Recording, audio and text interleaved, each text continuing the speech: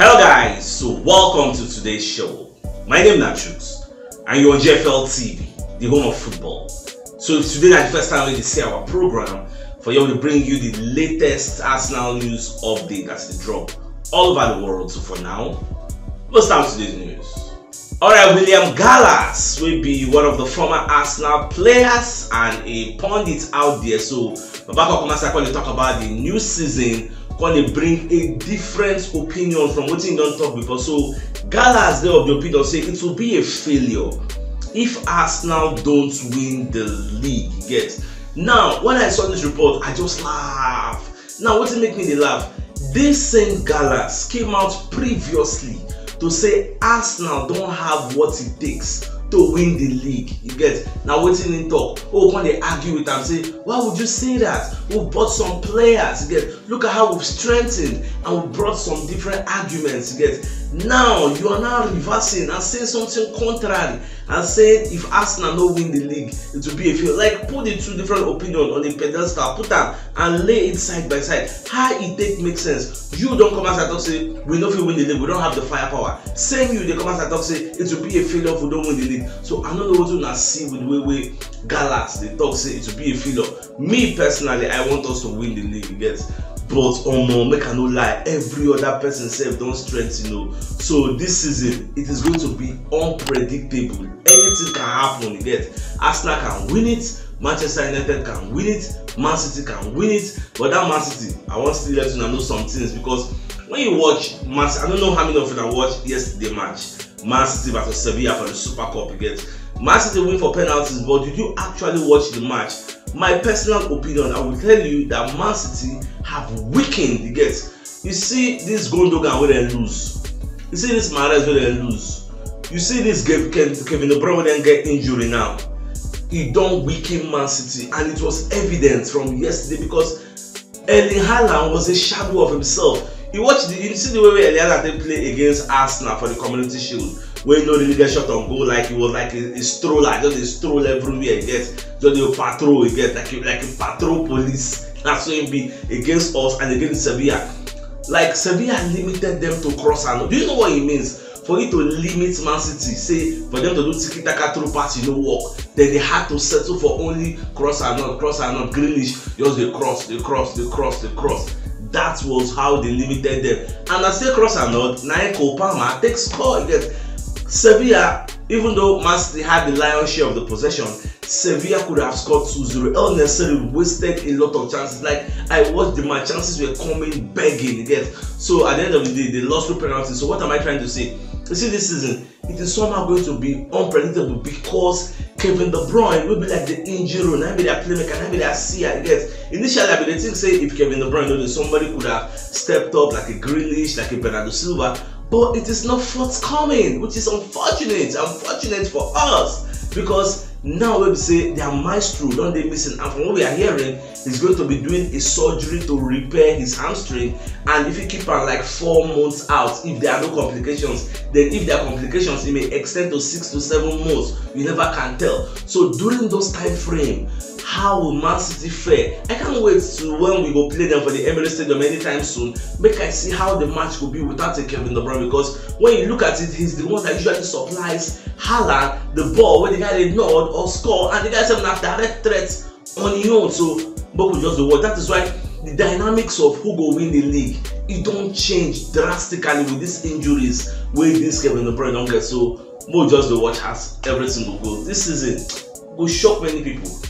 Alright, away from that, remember I said yesterday when I went live, I promised I said I will show you the picture of David Raya of that tattoo for next, and the picture they see for screen. So when you look at the picture, you will see say there is a date there, 13/8/2021. So that is a remembrance of the day with Brentford knock Arsenal 2-0. You get for 2021 for the first match of the season, and at that match that be Brentford's first match after they gained promotion from the championship. So they came to the EPL, they met Arsenal. Arsenal will not really carry a strong team, play them, and that was the first match of Ben White, where he collect baptism of fire. Ivan Toney finished them. Now still that match after them win, where Ivan Toney can go for social media, can post nice kick about with the boys. So we say anytime we will beat them, we will put our own nice kick about with the boys. So that was the origin again, that the first origo of the nice kick about the boy. So that's what job is. So people they talk say that tattoo say he go clean am because he never fathomed, he never envisioned that one day he was going to play for Arsenal. You know, say Arsenal don't pursue for the last 3 years. But they don't forget that they can't go get this Ramsdale. But now say don't get them. You know if he claim this. You'll be like Aubameyang. You know Aubameyang has a tattoo of Arsenal, but that's not on your hand, that be leg. People say when you joined Chelsea, it was like a problem. Like how can you have a tattoo of Arsenal and you're playing for Chelsea? Well, it is what it is. These are just memories. So that's what it just be. Alright, for those who are not aware, so Ansu Fati don't tell Barcelona say he would like to leave because they never fit guarantee him starting berth. Like saying go play plenty games for this new season where they come. You get which new season we don't start already. Because last season Fati played just 12 games. Even the 12 games he played, scored like 7 goals and made 3 assists. So for that reason, he wants assurances. And remember, Arsenal they hot on his heels. Arsenal very interested in signing Ansu Fati. So now whether Fati go last come join, because we've made a bid, we've talked to them, they rebuffed it, they said it's not for sale. But now we know back at the day for one kind of financial situation, they need money, you get to spend and buy too. There's so much just to watch. This transfer will not see it close. Before you go not see nothing happen, because even the final day since they suck. So don't just work, because Arsenal are back in the market. Alright, so Mikel Sylvester don't come outside and talk say if say na him be Balogun, now if say everybody don't they come for you, say I want to sign you, say we just go back to France. Because for him to score 20+ goals in France, it means he understands France football, like he's built for France football. So for that reason, may go join Monaco, because Monaco player Mbolo, that one not get injury. Very long, players not ACL, that one self get, which is why Monaco the serious gets to sign Balogun. So it will make sense making go join them, making the play for them. So now the advice where go give them. See, but if you go to Inter Milan don't sign Anatovic, they still have Martinez. So what are the chances that you bring into the first 11? Because Inter starts with 2 strikers. They play 3-5-2. So when you go there, what are the chances? Unlike a Monaco, who's also a powerhouse in French football, and they don't get space, there is a vacuum. You're just going there, fill up the vacuum, and you start. Yeah, so now with the advice way in the so it's left for Folani Balogun to just listen to the voice of wisdom and decide. Now, away from that, also Fulham are asking Arsenal for Folani Balogun. They are interested, since they would like to sign Balogun. Now, why is Fulham wanting to sign Balogun when they have Alexander Mitrovic? Now, Mitrovic, they're on the way to Saudi Arabia. This Saudi Arabia, they cause problems. So even Liverpool said, Saudi Arabia don't come for Alisson. Liverpool are fighting to keep their first choice goalkeeper, Alisson, because the money. Even said, now yesterday I see Neymar package or more. Neymar gets your house. You get Neymar, they say every post we post for social media to promote Saudi Arabia, Baba will call it 500k. I dey read the package at 4, say God, that why you no go now? Money will go change your life. Like when you collect that money for like 2 years, if you see his salary, you see the packaging they offer Mbappe. So these are some of the incentives. So when they throw them at you, that place can owe you money now. Money no be that. Look at this guy Femio. We come out, we go Alex Yard. He's a fan, dash and luxury watch. So when they give him the watch, he don't know when he drop the watch. The watch for blessing and gold. Like a fan gave, these are billionaires. Like come to watch ball, just want to see stars. So that is why these things are happening. Mitrovic, at the point, he went on strike. Say no go train. Say he won't go Saudi Arabia. He won't change his life. Come on, he won't change his life. But Fulham come block and come to say make a blessing Al Hilal. Some of them pay 50 million. So you can't invest for them. So why not going to put 50 million for my head? But now we are hearing the Saudi Arabian club is coming back to the table. They want to sign him. So let's just keep watching. I know say they don't call for Gabriel Magalhaes, although in talk say in they happy at Arsenal. But anything can happen, my dear Arsenal lovers. Let's just keep our fingers crossed and be watching.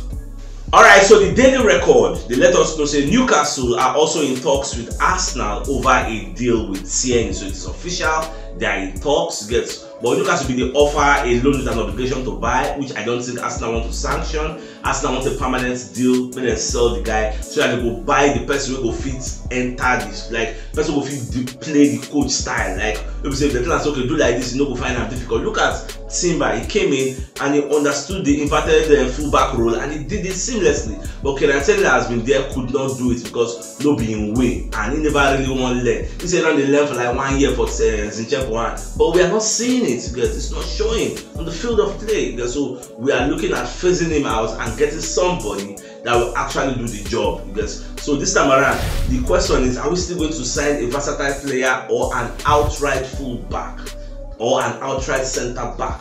That's the main issue. So we'll just watch. Alright, Paul Merson will be one of Arsenal legends. Also, don't come as I call it, say this Eddie Nketiah. So once we're making like Nketiah, they say he never lets Arsenal down. Nketiah has a very, very good record at the Emirates Stadium, scoring 14 goals in 16 starts. And the problem with Nketiah again is they need to play him consistently. They will just play him 3-4 games, they will come out. 3-4 games, they will come out.